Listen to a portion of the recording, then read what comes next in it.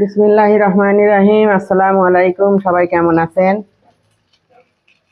আমি বেগুন দিয়ে আর জিয়েল মাছ, শিং মাছ, জিয়েল মাছটা রান্না করব। ঝাল পেঁয়াজ ভেজে নিচ্ছি।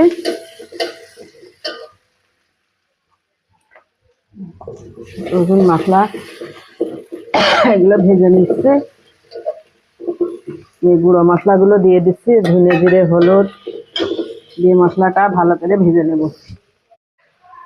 মশলাটা আমার ভাজা হয়ে গেছে, এবার আমি মাছগুলো দিয়ে দিচ্ছি। মাছগুলো কষিয়ে নেব সুন্দর করে।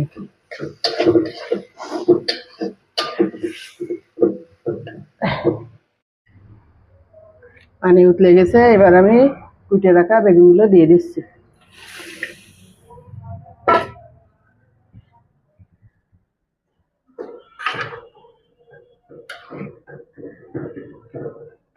বেগুনগুলো সেদ্ধ হয়ে গেলে পরে কষানো মাছগুলো দিয়ে দেবো।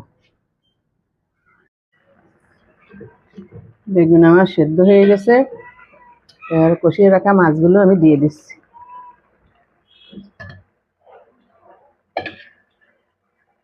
শিং মাছ দিয়ে বেগুন দিয়ে রান্না, জিয়েল মাছ, দেশি শিং, খুব সুন্দর মাছ।